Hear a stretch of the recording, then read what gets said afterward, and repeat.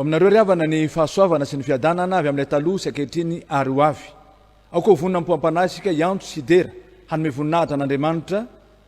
Ny salamo faharoa amby sivifolo no iarahantsika rehetra mamaky, andininy voalohany ka hatramin'ny andininy fahaefatra. Andeha ary iompeo sy iompo amin'ny mpanao salamo sika koa mitsangana anandratra ny tompony tompontsika. Manao hoe: tsara ny deran'i Jehova sy ankalaza ny anaranao ry avo indrindro, ary anambara ny famindramponao noho ny maraina sy ny fahamarinanao noho ny alina, amin'ny valitorofolo sy amin'ny feondokanga. Pampifalianao no nataonao ao Jehova, ny asan'ny tananao no ibiko. Amen.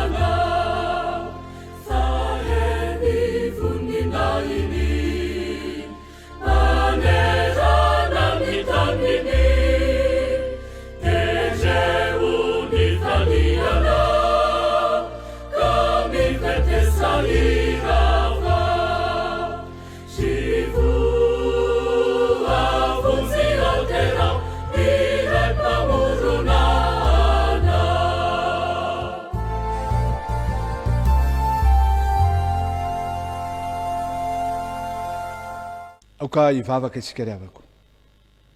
Misotranao zay Andriamanitra tomponay no ny fitiavanao anay ka namelanao anay, hanatonanao eto amin'ity toerana ity. Omemboninahitra sy laza ianao noho izany, fa ianao no antony, ianao no mahalavorary izao fiarahanay miombona eto izao. Ianao le Andriamanitra tsara, ka nizarany tsara ho anay. Ianao le Andriamanitra be fitahina, ka nanome anay ny fitahina fa avy aminao zany. Kanefa noho izany fahatsaranao sy fitiavanao zany no mampiariary ny tsy fahataterahanay. Koa indreto izahay, sanatria aminay no hoe anafikeloka, satria izay manafikeloka tsy mba ambinina. Koa mibabika eto anatrehanao zahay, manoloana izay nataonay, no saininay, no lazainay, tsy fanaraka tamin'ny sitraponao ka nampahalaelo anao lay tomponay. Raha eo mamindra fo, namela eloka, sa manatonanao ihany zahay satria fantatray fa izany mihitsy ianao Andriamanitra, ilay miantso ny olona rehetra ho eo aminao ary tsy misy foina overina ny ray azy. Koa mananteny zahay fa hamindra fo aminay ianao, satria ianao mahalala ny fanapahan-kevitray, te hiova ho aminao ary te hanapahamasinana miaraka aminao Andriamanitra. Koa raisinay amin'ny finoana ary, raisinay amin'ny fifaliana, raisinay amin'ny fanetretena ny famindram-po famelan-keloka omena ho anay, mpanota ny bebaka ary manatona anao Andriamanitra. fanahy masonao midina tomoera ao anatinay ao ka tario lalana zahay mba tsy heverin-dalana hazony zay ndrao tsy mahazonanao ka te hiaina sy velona amin'ny sitraponao Andriamanitra zahay koa ampifaliana ary no anekena ianao ho tondra ny fiainanay amin'ny anaran'i Jesosy Kristy Tompo no angatahana izany. Amen.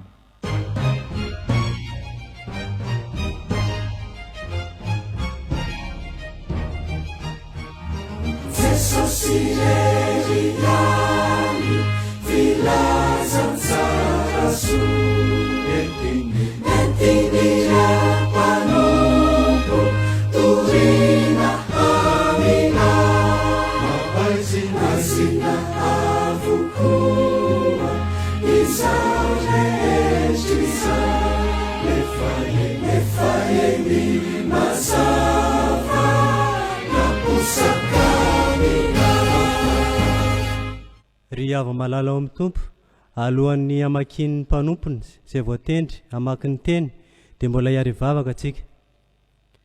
Ry Jehovah rainay izay ny an-danitra rainay ianao amin'ny alalan'i Jesosy Kristy tompo sy mpamonjy anay.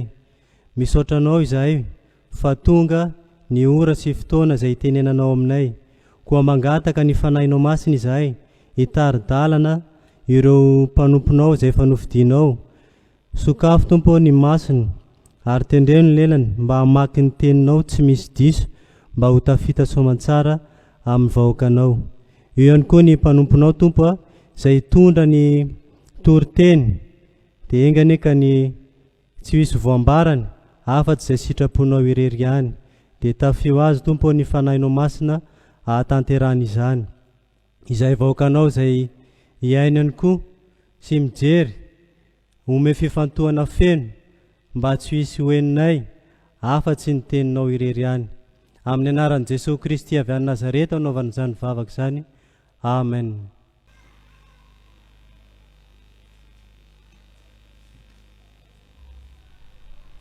Tonga eo amin'ny fotoana ankalazana ny tenin'Andriamanitra isika. Ny tenin'Andriamanitra voalahatra hovakiana araka ny perikopa anio dia araka izay hitantsika ao amin'ny fanekena taloha bokin'ny mpanjaka. Mpanjaka faharoa toko fahatelo amby roapolo raisina manomboka amin'ny andininy fahaefatra ka hatramin'ny fahadimy ambin'ny folo. Hotohizana ao amin'ny fanekena vaovao filazantsara masina araka ny Lioka. Lioka toko fahaefatra ambin'ny folo raisina manomboka amin'ny andininy fahadimy amby roapolo ka hatramin'ny fahadimy amby telopolo.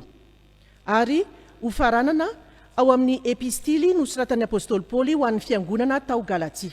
Galatianina toko fahaefatra raisina manomboka amin'ny andininy fahavalo ka hatramin'ny faharoapolo. Rehefa hita dia hovakiana amin'ny anaran'i Jesosy Kristy Tompo. Ary ny mpanjaka nandidy any 𝙃𝙤𝙤𝙀 sy ireo mpisorona manarakaraka ary ny mpiandry varavarana hamoaka ny fanaka rehetra izay natao ho an'ny Bala sy Astarta ary ho an'izay rehetra eny amin'ny lanitra hiala amin'ny tempolon'i Jehovah ka nodora ny tany ivelan'i Jerosalema teny amin'ny sahamorony kidrona ireny ary nentiny ho an'ny Betela ny vovony. Ary natsahany koa ny mpisorona ny amin'ny Andriamanitsy izy izay notendren'ny mpanjakan'ny Joda handoro 𝙃𝙤𝙬𝙗 eny amin'ny fitoerana avo tamin'ny tanànan'i Joda sy tamin'ny manodidina an'i Jerosalema sy izay nandoro 𝙃𝙤𝙬𝙗 koa ho an'ny Bala dia ny masoandro ary ho an'ny volana sy ny kintana amin'ny zodiaka ary ho an'izay rehetra eny amin'ny lanitra. Ary ny Asera navoaka ny hiala amin'ny tranon'i Jehovah ho any ivelan'i Jerosalema ao amin'ny lohasahandrika kidrona.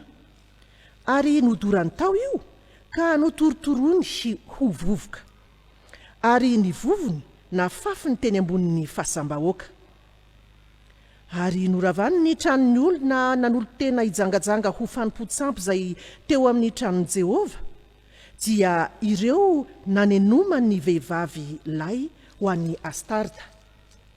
Ary nampaka ny mpisorona rehetra avy tamin'ny tanànan'i Joda izy dia nolotony ny fitoerana avo izay nandorony ny mpisorona 𝙃𝙤𝙬𝙗 hatrany Geba ka hatrany Berisheba ary noravany ny fitoerana avo tao akaikin'ny vavahady dia ilay teo anoloan'ny vavahadin'i Josoa komandin'ny tanàna sy ilay teo akavira miditra amin'ny vavahadin'ny tanàna.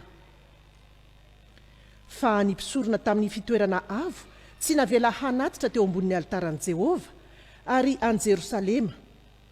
Nefa nahazo ny ara-nihinana mofo tsy misy masirasira tamin'ny rahalahiny ihany izy. Ary nolotony koa tofeta izay eo amin'ny loasa taranaky hinoma mba tsy hisy hampandea ny zanany lahy na ny zanany vavy hamaky ny afo ho an'ny moloka intsony. Ary ny soavaly izay no hamasin'ireo mpanjakany Joda ho an'ny masoandro ka nataony teo amin'ny fidirana ho ao an-tran'i Jehova teo akaiky ny efitrano Natanameleka Tandapa izay tao Parivara dia nesoriny, ary nikalesin'ny masoandro nodorany tamin'ny afo.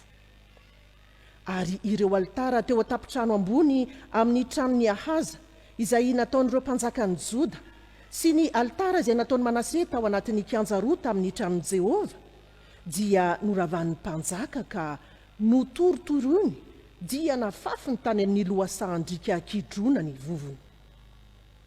Ary nolotoy ny mpanjaka ireo fitoerana avo izay teo anoloan'i Jerosalema teo amin'ny ankavanan'ny tendrombohitra na itan-doza dia ireo nataon'ny Solomona mpanjakan'i Israely ho an'ny Astarta fahavetavetan'ny Sidoniana sy ho an'ny Kemosy fahavetavetan'ny Moaba ary ho an'ny Milkoma fahavetavetan'ny taranaky Amona.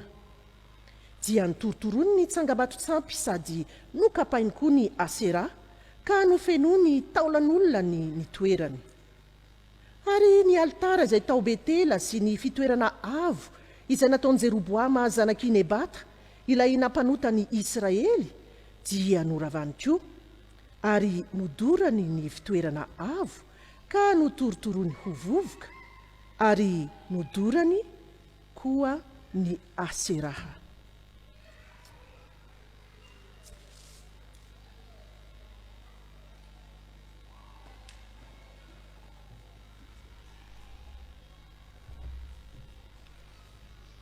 Lioka 4:20 andiny 10:20 ka hatramin'ny 10:30 mivaky toy izao amin'ny anaran'i Jesosy. Ary nisy vahoaka betsaka niaraka tamin'i Jesosy dia nitodika izy ka nanao taminy hoe raha misy manaraka ahy ka tsy mankahala ny rainy sy ny reniny sy ny vadiny sy ny zanany sy ny rahalahiny sy ny anabaviny, eny ary ny ainy koa aza, dia tsy azo ekena ho mpianatro izy. Na zovy no tsy mitondra ny azo fijaliana ka tsy manaraka ahy, dia tsy azo ekena ho mpianatro izy. Fa iza moa aminareo raha tahanao tilikambo no mipetraka aloha mihevitra izay ho lany anaovany izany, na misy havitany azy na tsy, fandrao rehefa nanao ny fanorenana izy ka tsy mahavita, dia andatsa azy izay rehetra mahita, ka hanao hoe io olona io dia nanomboka nanao trano fa tsy nahavita. Ary iza moa no mpanjaka raha andeha hiady amin'ny mpanjaka hafa no tsy mipetraka aloha mba haka hevitra tsara, na mahay mandresy ilay mitondra 2 alina amin'ny 1 alina izy na tsy. Fa raha tsy izany, raha mbola lavitra ny mpanjaka anankiray, dia hitondra teny izy ka hangataka fihavanana. Ary toy izany koa ianareo rehetra izay tsy mahafoy izay rehetra anananareo, dia tsy azo ekena ho mpianatro. Koa tsara ny sira, fa raha ny sira aza ny tonga matsatso, inona indray no ahasira azy? Tsy mahasoa ny tany na ny zezika izy, fa harin'ny olona. Izay manatsofina hoenty miaino, aoka izy hiaino.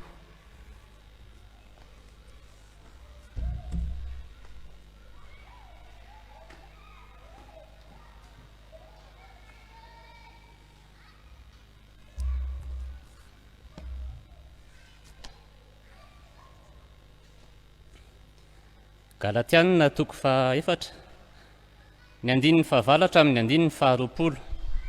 Mivaky toy izao amin'ny anaran'i Jesosy Kristy. Kanefa tamin'izany fony mbola tsy nahalalan'Andriamanitra ianareo, dia nanompo izay Andriamanitra izy.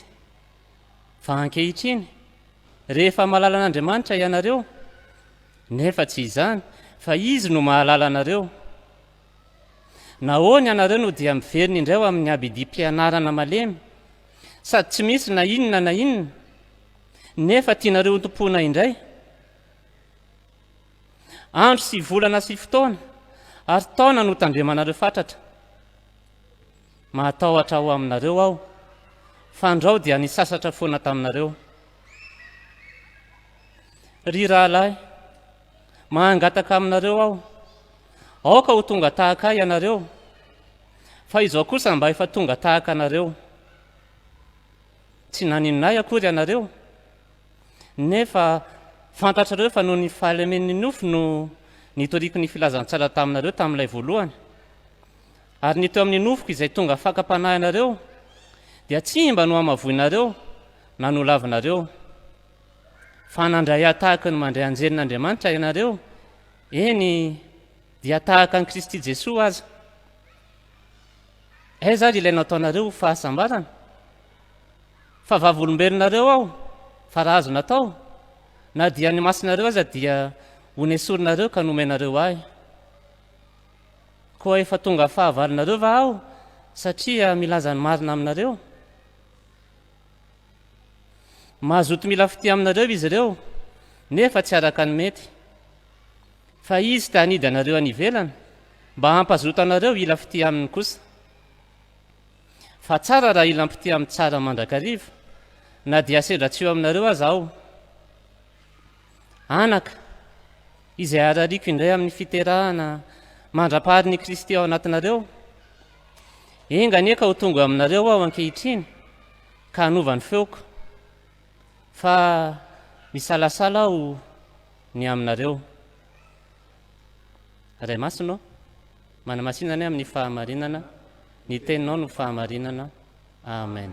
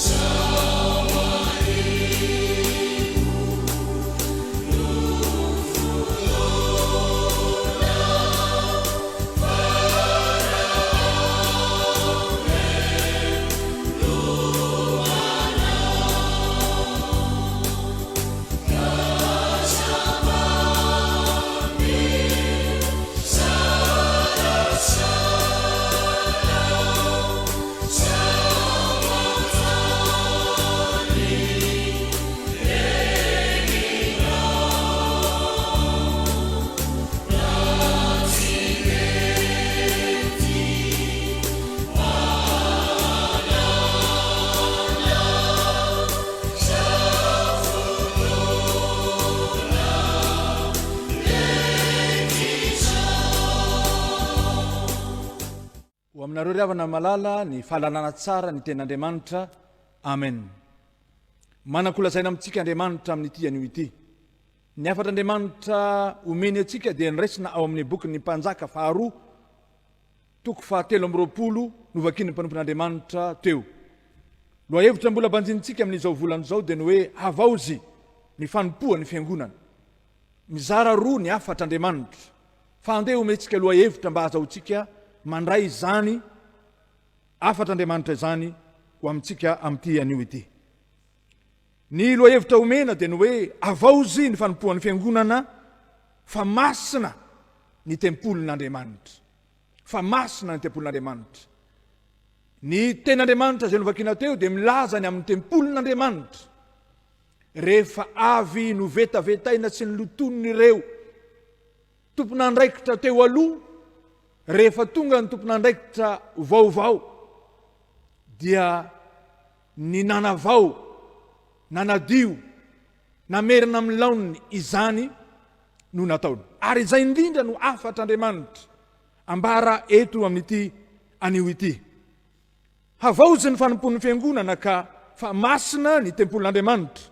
Voalohany ary hitantsika ao anatin'izany manomboka amin'ny 14 dia milaza zany hoe nisy fahasahiana lehibe teo amin'ity tompona andraikitra eo amin'ny tempoly ity raha nandray izany fanompoana na toerana izany izy. Koa ny fizarana voalohany amin'izao afatra zao dia milaza manao hoe saia manavaka ny izy sy ny tsy izy. Feno fanaka, feno zavatra samihafa tao amin'ny tempoly fony ireo olona teo aloha no nanjakazaka tao amin'izany tempoly izany. Rehefa tonga Josia, rehefa tonga ity mpanompon'Andriamanitra ity, dia sa izy nanavaka ny izy sy ny tsy izy. Ka na zavatra io na olona io dia ny fahasahiny nanavaka an'izany no mampisongadina ny fanavaozany mpanompoana eo anivon'ny fiangonana ka ametrahana ny fahamasinan'ny tempolin'Andriamanitra. Tsy zoviana amintsika fa isan'izay faritra na firenena manana ny talenta eo amin'izay asa tanana izao firenena izao. Koa tao amin'ny tempoly ny sin'ireo samihafa dia nisy ireo fanaka nampiasaina tao amin'ny endrika tsara, amin'ny endrika mahaliana, amin'ny endrika midorehatra, amin'ny endrika miavaka, nampiasaina tamin'ireo karazan-tsampy, nampidirina tao anatin'izany tempoly izany. Kanefa ity mpanompon'Andriamanitra ity manoloana an'izany, na tsara sy mirentsy sy to manana ny fiavany aza reo, dia tsy sodokan' izany na rendrika izany, fa nasa nandray fanapahan-kevitra esory ato amin'ny tempoly izany. Fa tsy mendriky ny fahamasinany tranon'Andriamanitra, tsy mendriky ny fahamasinana na entina manompo an Jehova izany.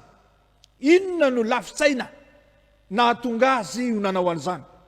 Satria ambarany ny perikopy mialohany ity novakitsika ity fa avy namaky ny tenin'Andriamanitra ireo, avy nandinika ny boky ny fanekena izy ireo ka nahalala izany fahamasinany ny tempoly izany sy izay tsy tokony ampifangarona ny izy sy ny tsy izy ao amin'izany tempoly izany.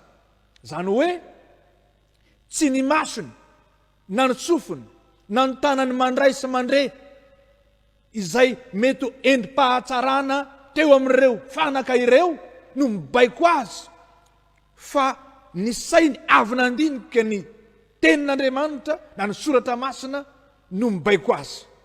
Haiko zany nambaran'izao afatra zao dia ny hoe tsy fahalalana fe fahalalana ny soratra masina fa fiainana, ka izay hitany tao amin'ny soratra masina no nampiariny ka nanana fahasahina izy, nanavaka ny izy sy ny tsy izy, ny mendrika sy ny tsy mendrika tao. Ravina malala ao amin'ny tompo, tena fahasahina mihitsy zany, satria ampoizina fa misy tsy fitovikevitra ao amin'ny olona eo anivon'ny tempoly tamin'ny ty vanim-potoana ity manoloana an'izany.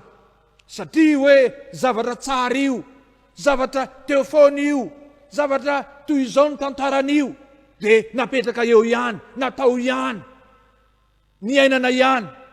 Mazava zay ambarany zao afatra zao, tsy rendrika zany ity tompon'andraikitra ity, fa nanaisotra izany, nanala izany nindrina endriny noho ny tenin'Andriamanitra novakiny ka mibaiko azy manao hoe esory izay tsy mahamendrika ny tempolin'Andriamanitra fa masina ny tempolin'Andriamanitra. Zay ilay endrika le hoe havaozy ny fanompoan'ny fiangonana ambaran'izao loha hevitra eto izao.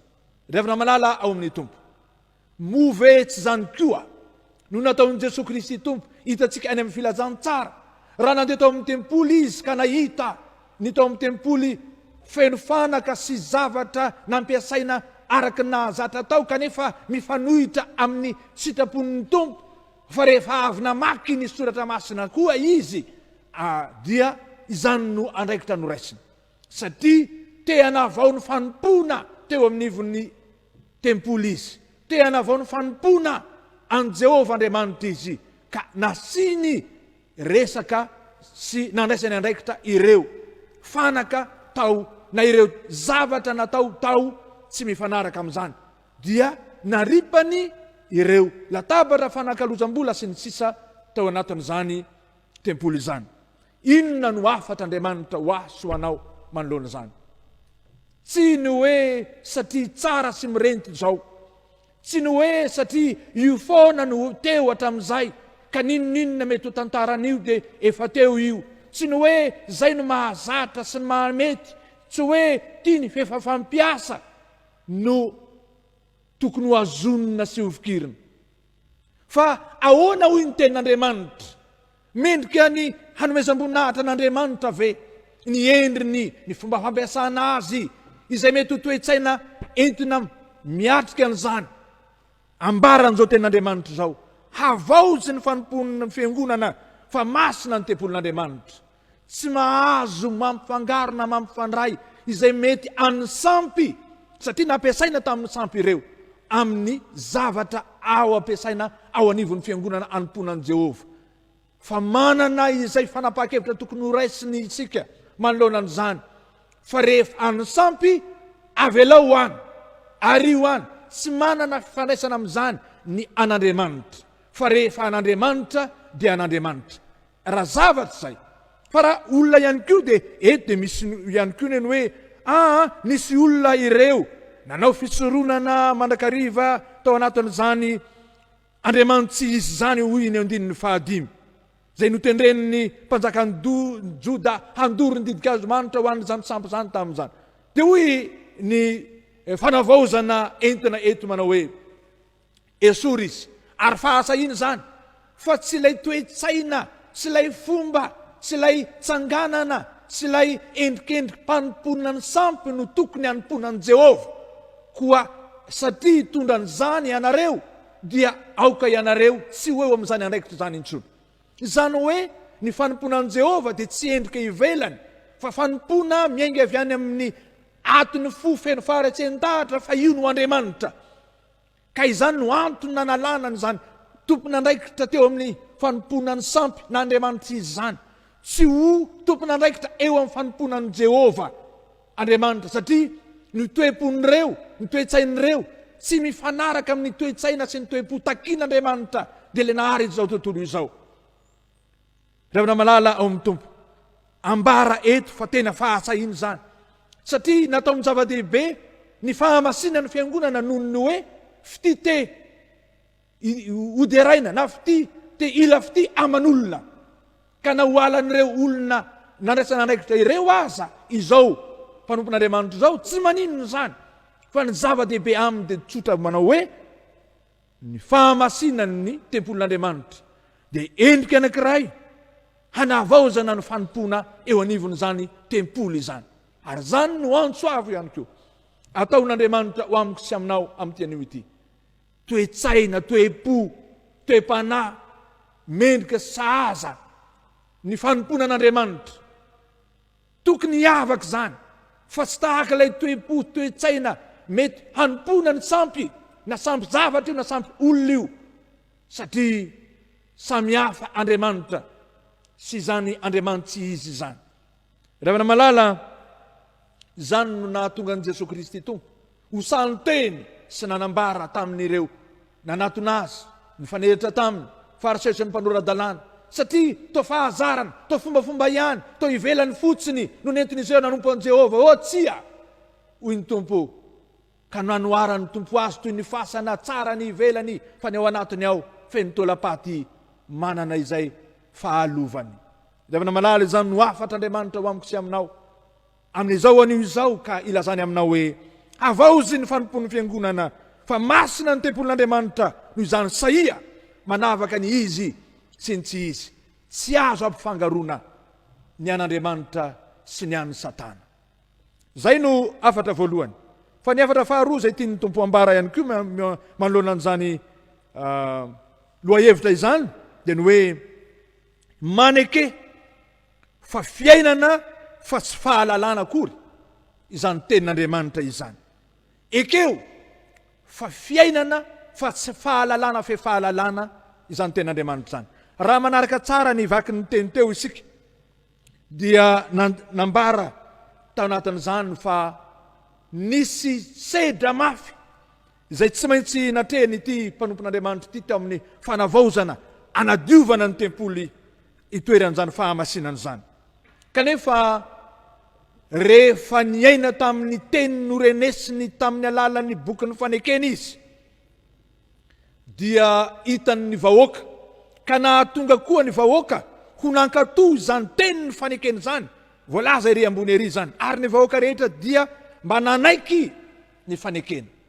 Zany hoe raha te hanavao ny fanompoan'ny fiangonana ka hitandro ny fahamasinan'ny tempoly ianao dia iainanao aloha ny tenin'Andriamanitra, fa tsy hoe hainao fotsiny iainanao, fa ny fiainan'ny mpitarika ny tenin'Andriamanitra no naombiaza ny fanavaozana izany. Ka tsy nampanao fotsiny na nampanatanteraka fotsiny ireto tompon'andraikitra ireto na ity mpitarika ity, fa tena izy mihitsy aloha no niainana izany. Satria fiainana ny fanekena na teny ny fanekena. Rehefa niainana izany izy dia izy no lasa alaitahaka ka nataony vahoaka teto. Dia izay no fanavaozana takina satria tsy nirery no antsoina hoe fiangonana fa ny rehetra. Ka rehefa ny rehetra no miaraka miaina ao anatin'izany dia tanteraka ny fametrahana fanavaozana sy fametrahana ny fahamasinana izany tempolin'Andriamanitra izany. Avako fiainana fa tsy fahalalana fe fahalalana, fa ny fiainantsika mba nanandraiky tao amin'ny tempoly an'izany teny ny fanekena izany no mitondra ny olona hanaraka atsika ka hahatonga ny faniritsika sy ny sitrapon'Andriamanitra itovy, hahatonga atsika ho tonga mpitarika ny maro ao anatin'izany fanavaozana ny fanompono izany ka hametrahantsika fa masina ny tempolin'Andriamanitra. Ravana ao anatin'ity dia miverimberina ny hoe zao no nataon'ny fanompo-tsampy, zao no nataon'izy ireo raha nanompo sampy, zao ny endrika nataon'izy ireo tamin'izany hatramin'ny farany izao teny izao dia nidoran'izy ireny. Ary eo no isiny zao resaka faharoa izao, ny fiainana ny fanekena dia tsy fampirimana na tsy fampiasana fotsiny ny fanompo-tsampina ny zavatra mifanohitra amin'ny sitrapon'Andriamanitra fa fandevonana azy. Zany no antsoina hoe miaina amin'ny tenin'ny fanekena, nolevonina nodorana fa tsy nampirimina, tsy niteriziny tao am-pony, tsy niteriziny tao an-tsaina, tsy nampirimina ataony vakoka tary ka mety ho raisana sy ho alaina indray na ho resahana indray amin'ny fotoana manaraka. Fa mazava rehefa nanaiky ny tenin'ny fanekena izy dia nanapa-kevitra fa dorana avokoa ireo rehetra, zany hoe nolevonina avokoa izay mety ho zavatra mbola mifandray amin'izany. Inona no teny ambara amintsika manoloana an'izany? Tsotra, rehefa tapa-kevitra iaina amin'ny tenin'ny fanekena ny olona anankiray te hanavao ny fanompono ny fiangonana dia tsy mahazo mandray na mikasika intsony izay mety zavatra nampiasaina fony mbola tao anatin'ny fanompo-tsampy. Fo feno fahatezerana, feno lonolono, feno fialonana ve? Tsy hoe tsy ampiasaina fa tena le vonina mihitsy, tena esorina mihitsy, tsy ho hita intsony, tsy azo raisina intsony. Zany no afatra faharoa ambarany amintsika. Fa izany no antsoina hoe miaina amin'ny teny ny fanekena. Zany no antsoina hoe miaina amin'ny teny ny fanekena.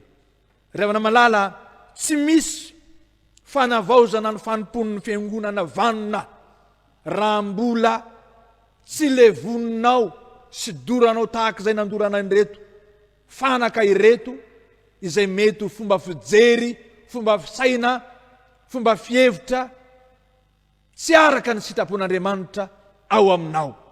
Zao sy anao aloha le tempoly, misy an'izany ao le vonina fa tsy ampirimina, ny lonilony, fankalana, fialonana, etsetra.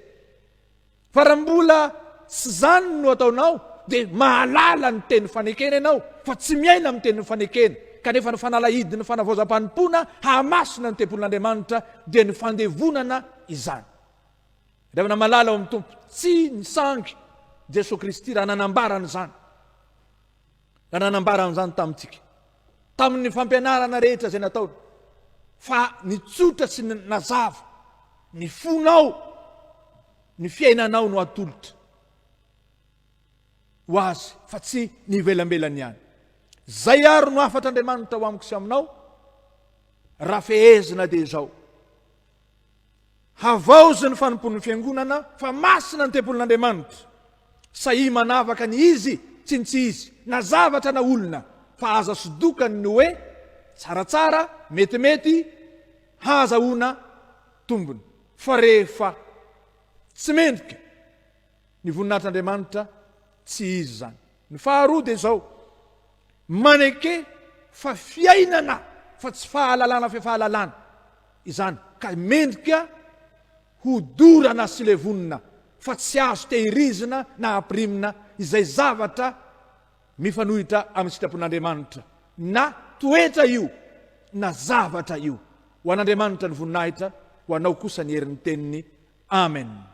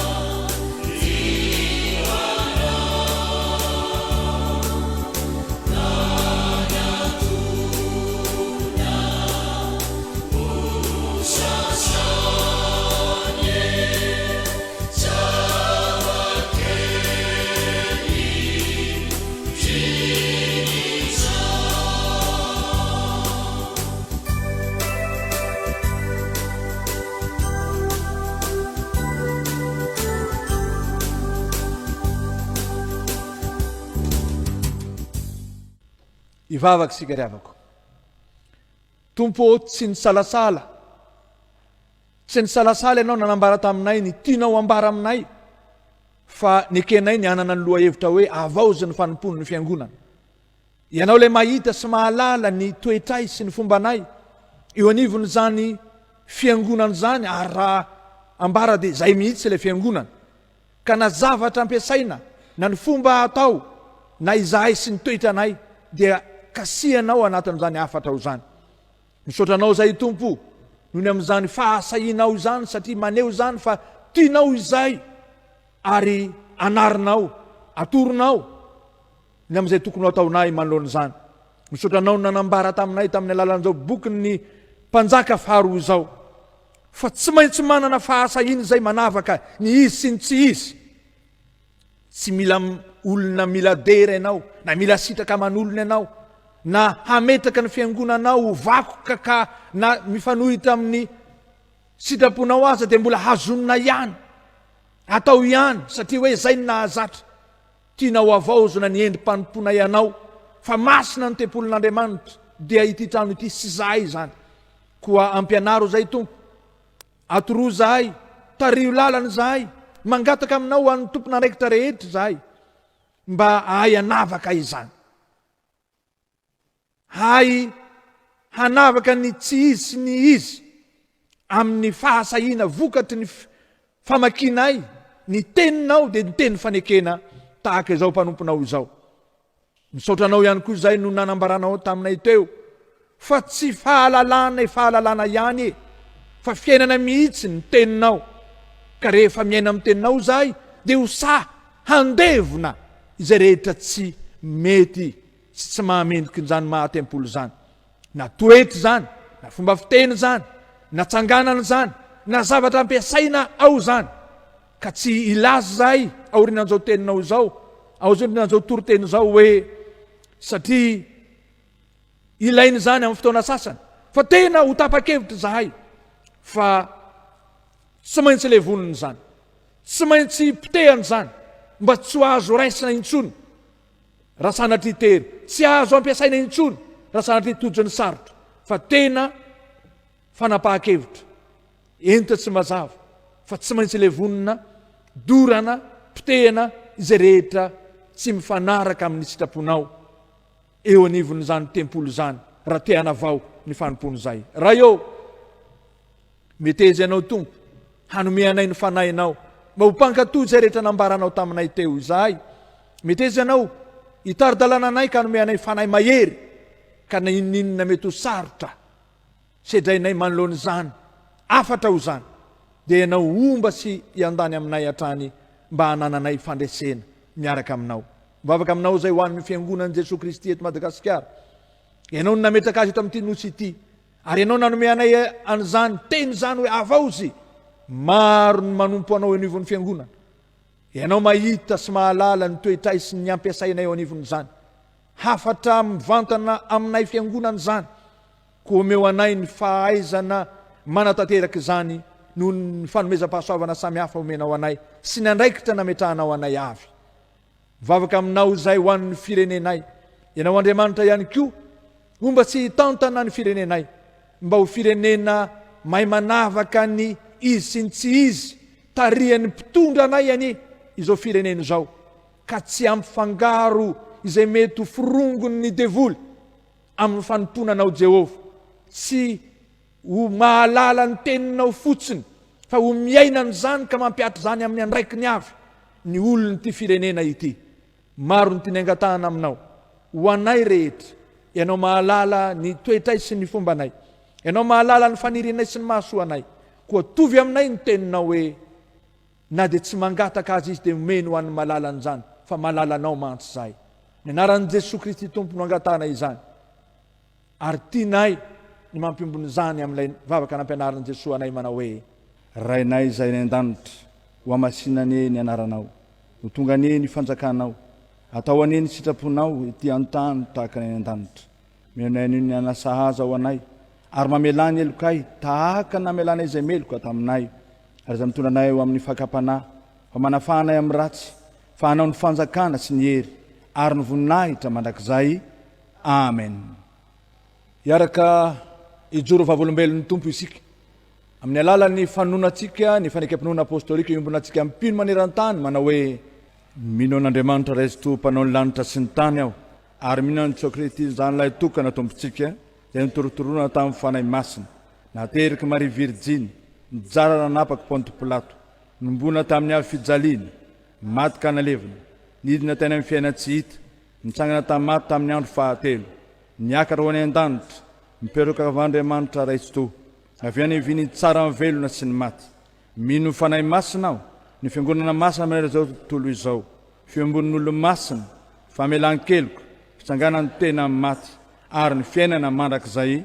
Amen.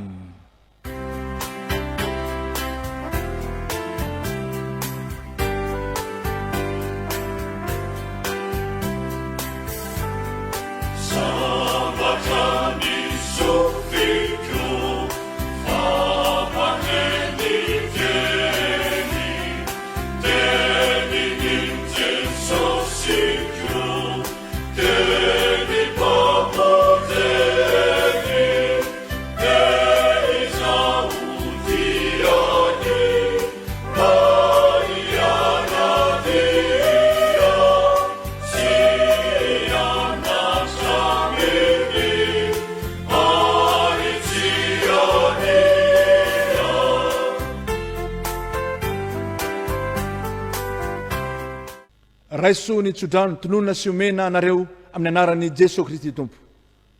Andriamanitra ny fiadanana masanareo samy ho tanteraka, ka hoarovany avokoa ny tenanareo, ny ainareo, ny fanahinareo, ho tanteraka ka tsy anatsiny amin'ny fiaviny ho aminareo aneny Tompo. Amen. Ho an'Andriamanitra irery ny voninahitra amin'ny anaran'ny Ray sy ny Zanaka ary ny fanahy masina. Amen.